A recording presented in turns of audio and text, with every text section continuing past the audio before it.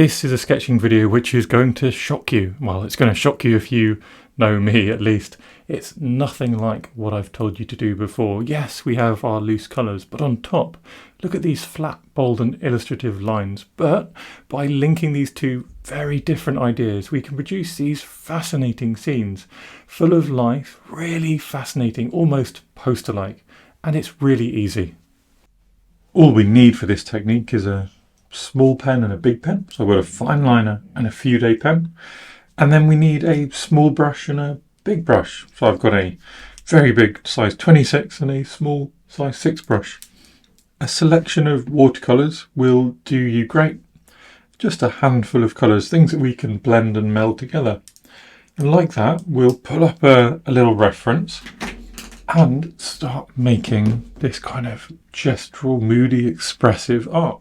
As a fun little warm-up exercise, what I suggest we do is we sketch an imaginary street, and then we can practice how we're going to use our watercolours in a really loose way. And we'll see how these bold lines, loose watercolours, really create a lot of fun on the page. So sketch something really simple and almost childlike. Bring your pen along the page and just imagine, what would a child draw as a house? Hopefully, I think something like that. And then pop another house on top. Bring that down, maybe put a tree in front. Maybe there's a sort of fun tower here, just a little tower with some windows. And maybe that's got a big roof, something like a church coming down the side. A couple more little houses down here. Maybe another tree or two here. And what should we finish it off with? One more tower, why not? But this one can have a little triangle for a top. Do you see how we've very quickly, from the imagination, kind of sketched this scene, which is childlike, it's what a child would draw, but it's illustrative, it's bold and it's fun. And this is a perfect warm-up for coming back and being a bit more neat and specific. And it's a perfect warm-up for what we're going to have to do with our colours, how we're going to play with those.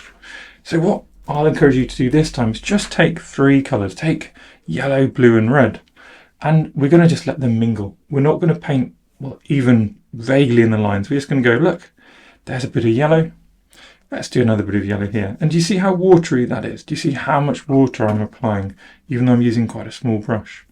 Next, I'll get some blue and I'll let those mingle. And I'll get another little bit of blue here, but I'll try and keep it more pale. So we've got variation in value and saturation throughout. And then what are we missing? Of course, a little bit of red. So we'll get some red. And we might want to add a bit more water to let these things just mingle and blend a bit more. We might even want to add water so that we can tilt the page and see what happens when the colours just run away from us. And then, obviously, just to finish getting that colour across our whole scene, let's pop the red there. Now we can just see what happens if we touch in other colours, touch in a bit of blue there. That's my ultramarine, which will create a more interesting granular texture.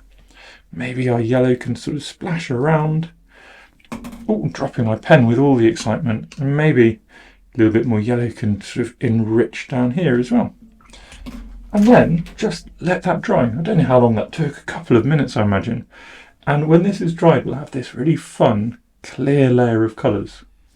And you can see here, these have dried and the lines are now coming through because these colours are sort of glowing. They're transparent like watercolours should be. If your watercolour's looking more like this, more murky, or just flat, then there's a couple of things you might want to practice before we move on to our sort of bigger piece. Firstly, you might be using too small a brush without enough water. And what that means is when we apply our colours, they end up like this, like toothpaste. And these will never flow and they will never become that transparent feel. Equally, what might have happened is here I've used a bit too much water and all of my colours have merged together. So if I mix several random colours together, they become a bit, well, thick and nasty and muddy, and you see how this is swiftly looking like that. So over here, what I've got is a little bit of muddy colour. What I need to do is just come back, perhaps with a slightly bigger brush. Doesn't need to be this big, this is just what I've got to hand. Have it wet but not dripping wet, and then you'll be able to gently lift some of that muddiness away. So it might just be something you can easily correct, and you can even then come back and just reinvigorate that colour with a tiny touch of some other pigment. So that's the other thing which might be going on if your colours are too sort of opaque. The other thing you could try, third tip you could try if things are just not looking fantastic, is you could pre-wet the page. So if you just create a bit of, not surface water, but what you want is shiny paper. If I just angle my page, you can see that shining in the light, but you can see it's not running. Now, when I drop in my colour, it'll move a little bit, but it won't go mad like this. And now we can have a lot more sort of care and attention to applying our colours. If you have a really good feel for the water in your brush, you might not need to pre-wet the page, but even then, pre-wetting the page is a really wonderful way of painting. And with that, we're ready to move on and think about how to put this into a longer process and create a layered sketch with this at the heart. So it's time to start our real scene. And I've got a big piece of paper here, but I'm going to actually sketch quite small and gently within it. And this is something which is great for a sketchbook. We don't want a huge scene. We want one which we can make feel powerful, centered in the middle of our sketchbook page or in the middle of a sheet of paper like this. I just happen to be using a big sheet of paper because that's the paper I like using. It's the one I always use. The first thing is to really dramatically simplify the scene. This isn't really about this sketch at all. This sketch could be done in pencil, watercolor pencil, or anything at all. This is just my way of giving a vague framework for the colours. Remember, previously we tried to avoid using the colours in a way which reacted to the scene at all. Well, maybe we want to still keep that idea, but having a vague idea of where our scene's going to be is still useful, or if not, a little bit important. So don't rush this step, but don't take a long time on it. It needs to be gentle. You're now going to come back in with your big brush and we're going to repeat those loose, light and watery colours, the ones we've already practiced doing. But this time we'll be a bit braver. We won't just do 1, 2 and 3 primary colours. We'll play with some other things as well. So we've got a bit of magenta, a bit of quinacridone coral, we've got a bit of blue coming in, and basically just putting colours together that we feel will work well together.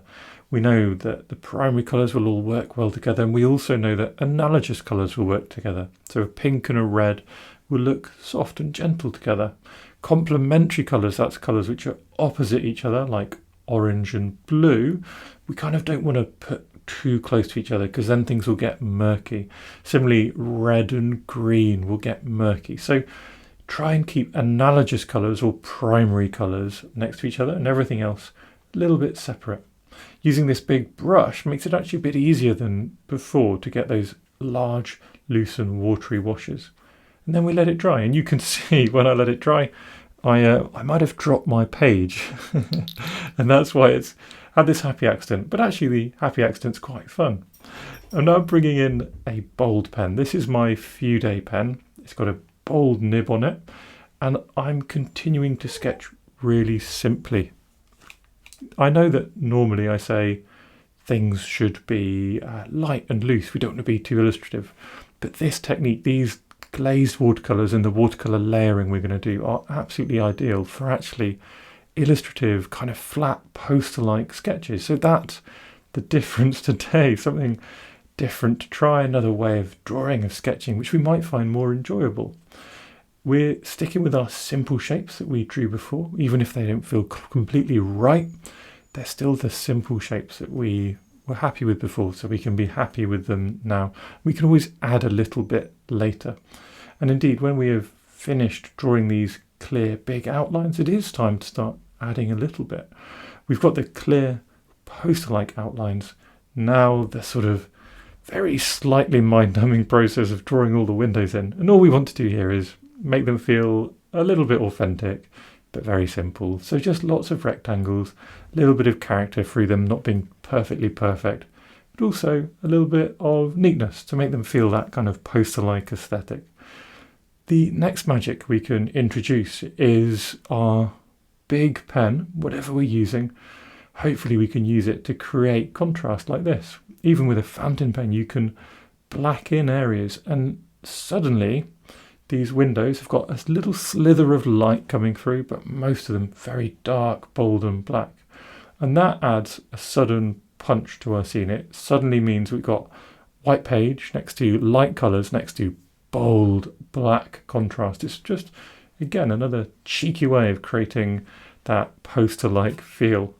In these bigger windows, I tried hatching initially to see how that felt, see if it felt good alongside all these dark areas. And I'll let you judge what you think. For me, it felt a bit messy. I probably should have done it a bit neater, to be honest, but that's all right. And instead I thought I'll take a hybrid approach. So I left some of that hatching texture underneath, again to provide a little bit of light, a little bit of sense of not just a black monolith, a little bit of 3D feel to the windows, but I blacked in lots of the areas as well to give them a feeling similar to the rest of the windows. Next we can start adding little thoughtful touches, and these are important because the last bit, I know this is still looking a bit boring and bland, and the last bit we're going to do is come in on top of some of these thoughtful touches and add some really punchy colours. So find those red windows, for example, on the left of our reference. Find the chimneys that we didn't include in our hyper simplified sketch, but might make for a nice place to pop a little punch of colour. And then just go around and check that we're happy that all of our lines we want to be bold are bold. You might notice I've left one of the distant buildings on the right sort of ghosted out. That wasn't actually intentional at the time, but as I moved through the process, I'm thinking, well, actually, it feels quite good having a distant, faint, ghosted outline. It's adding a lot of depth to the scene, which is otherwise completely flat. So I left it, and we could always add a bold line later if we want. And now coming in with a little bit of bright red. So we've got a bit of quinacridone coral and a bit of pyrrole scarlet, which feel very similar when they're painted thick like this. And we are trying to paint them thick this time, not watery. We're going for that really bold punch of colour, which is going to sit on top of our other colours, sit on top of those glazed light colours, and provide a funny kind of poster-like feel. Like I keep saying, going for that kind of poster-like feel. We're going to use that same red just to highlight two other things. The chimneys, both the chimney stacks, as a bit of fun. And starting now to develop a lot more character through really simple ideas and simple touches. Next, a little bit of yellow just to bring out another feature. And here I thought this, just the runner going along the top of the closest building would be fun. You know, it's yellow in reality. It's not bright yellow, but we're creating our version of the scene. This is very much a poster-like abstraction of the scene, isn't it? And I know, for me, I thought that would be a fun touch. And for me, looking back, yeah, it worked. I'm happy with the decision. And that's what we're going to do, make decisions.